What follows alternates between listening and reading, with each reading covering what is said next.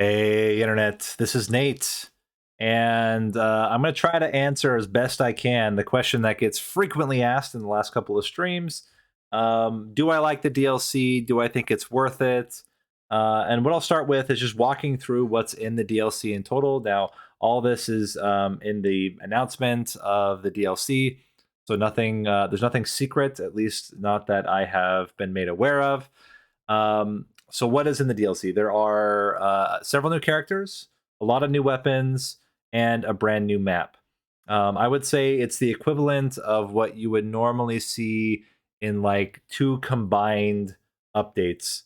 So if you think like there were updates about every 2-3 weeks until the game went into full release, and it was about the equivalent of like two pretty decent sized releases. So let's talk about a little bit how this set of characters differs from a traditional character, because I think that's one thing that the DLC does do quite well is that the content that it adds is more complex and more interesting than a lot of the content that was added in the past. You can see all these characters at the bottom. There are 8 new characters that got added. Start with the first one. So if we maybe we should preface this. We look at some of the characters that the game started with, right?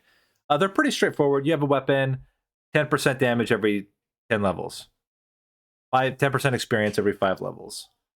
Projectiles get faster. You get an extra projectile. Cooldown is reduced. So it's more or less maybe some minor starting stat stuff, but it's largely, with the exception of like Porta and Poe and some of these others, largely just like a generic stat gain. And then you have some of the more interesting ones like Porta, who starts with a temporary cooldown bonus. You have Poe, which has less max health but more pickup radius, which is kind of interesting. Clarici, similar to Porta, has a starting temporary area bonus. And then I would say the rest are kind of like largely that same percent increase per level. You have the percent or the extra projectiles per level. Another temporary bonus. So I would say, I mean, the first like what 1, 2, 3, 4, 5, 21 characters. Nothing particularly unique about them other than that you get some like starting stats and you get some stats per certain amount of levels. Then if you look at the next wave, things get, I guess, a little bit more interesting. You get armor. I guess it's not really that. It's still the same kind of thing.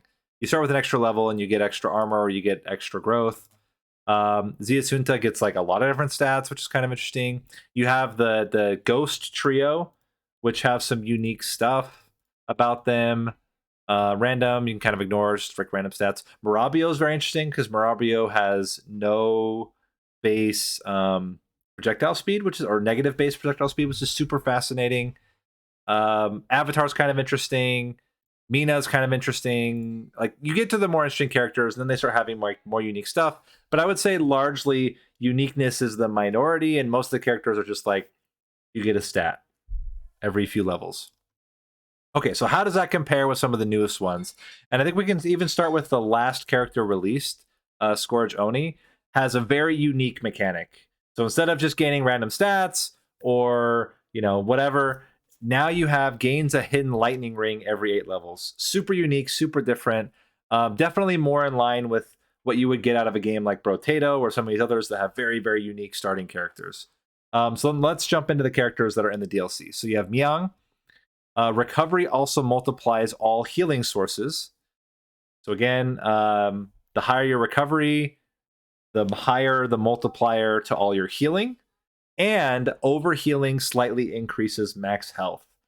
Both super unique. No other character can kind of do this special, unique setup.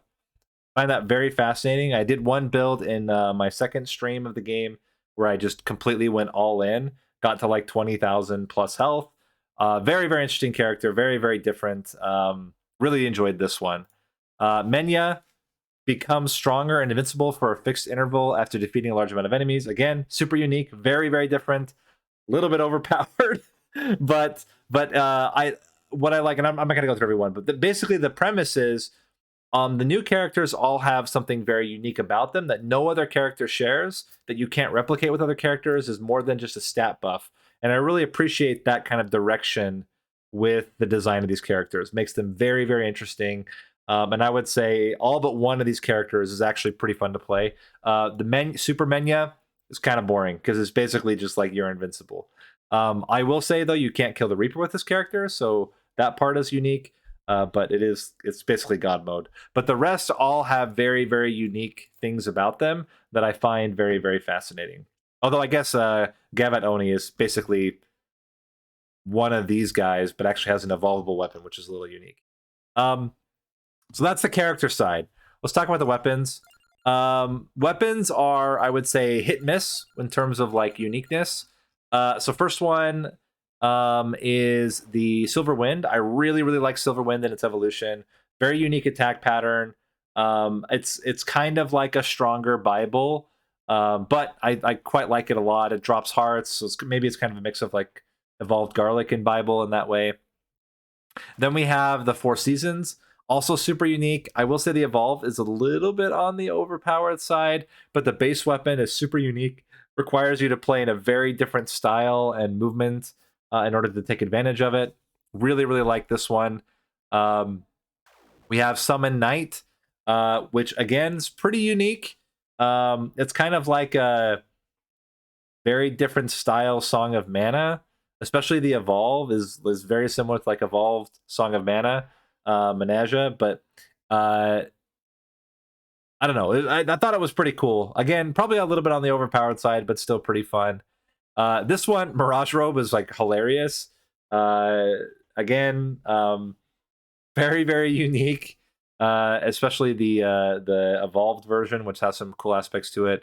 The katana's basically the same as Victory Sword, albeit it does have some like extra things about it, but it's basically Victory Sword, and the bubbles then are super cool. They're very similar to Bracelet, but a little bit, I think, more interesting than Bracelet and how they act.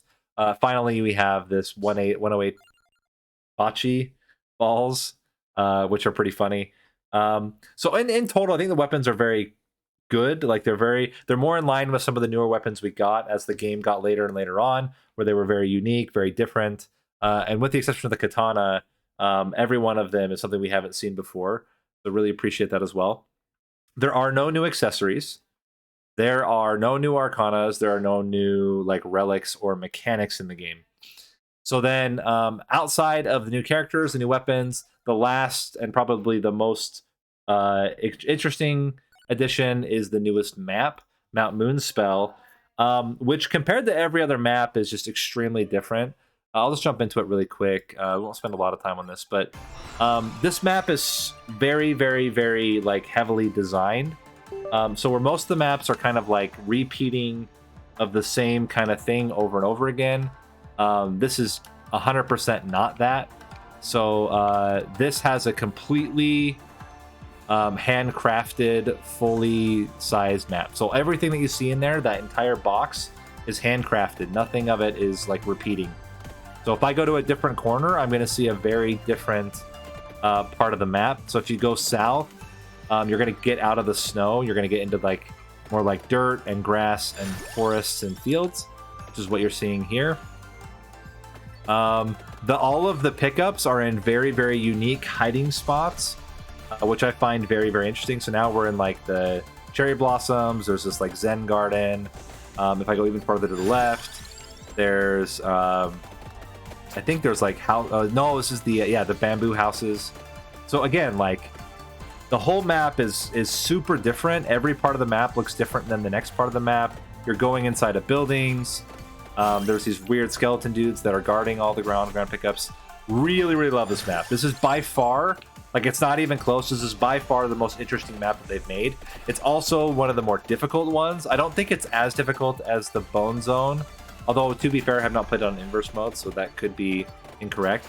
But it is very, very difficult, which I appreciate. The first run I did, I got completely wrecked, even with full power-ups. But you can see, like, all the on-ground pickups are in these very, very unique and interesting spots, which I really find interesting. And that's basically it. So it's a new map. It's 8 new characters, although you could say 6 with 2 reskins of other characters. How many new weapons? 1, 2, 3, 4, 5, 6, 7, 8 new weapons, where 6 of them can evolve. Um, so yeah, I mean, like pretty. As I said, it's probably about the equivalent of like 2 large updates from the previous one. So now the question is it worth it? So the DLC does not add any new game mechanics, so you're not going to be able to go back and play previous levels, and there's like more layers to it. But what it does do is add again one of the most interesting maps that they've made. And it adds a bunch of characters that are pretty fun to play even on the older maps, and some weapons that are very fun to play even on the older maps. Um, for me, I was able to get through all the content in roughly 3 hours. If you're playing in hurry mode every single time, you can probably do that a little bit faster. I will say some of the challenges are a little bit on the more difficult end. You have to kill like a certain amount of enemies, which is kind of tough.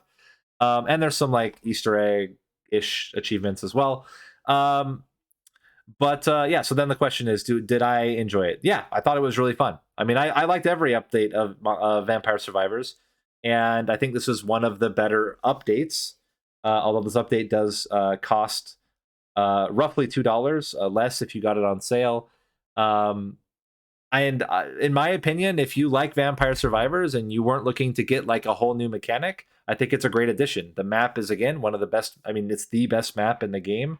The characters are all very interesting. The weapons are all very interesting. So if you just wanted to get more Vampire Survivors and I would say really high quality additions, that's exactly what it is. And you'll be very happy. If you were hoping for additional mechanics like dashes and I don't know, special abilities or whatever, you're not going to get that. So don't expect that it's loaded with new mechanics. The other question that keeps popping up is, will there be additional content added? I would guess probably not, but I don't know that for sure. There's been nothing indicating that they're going to update the DLCs with additional content. My guess would be that they'll just roll out more DLCs. And then I guess the final question is, did I think it was worth the cost? I mean, I've been very vocal about my opinion that Vampire Survivors has been undercosted. The fact that you can get this game, which is quite a lot of content and is a really solid game for less than $5 is pretty incredible. So yeah, spending $2 extra to get like a pretty large update, in my opinion, is totally fine. I think if they're rolling out updates like this all the time, there would be maybe a point when like the $2 would maybe be not quite enough for the additional content. But like if everything that they put out is as high quality as what this last DLC had, I'd say each one's probably fine with $2. I mean, you get less with $5 DLCs for like Civ 6. You get like one Civ and maybe some like new maps. Like it's for me compared to like the base content, I think it was quite good. So that's kind of my summary. Let me know what you guys think. Those of you that have got the DLC, what are your thoughts on it? Do you think it was worth paying for an extra DLC? Do you like the new map? Do you like the new characters? And I will see you guys next time. See you later.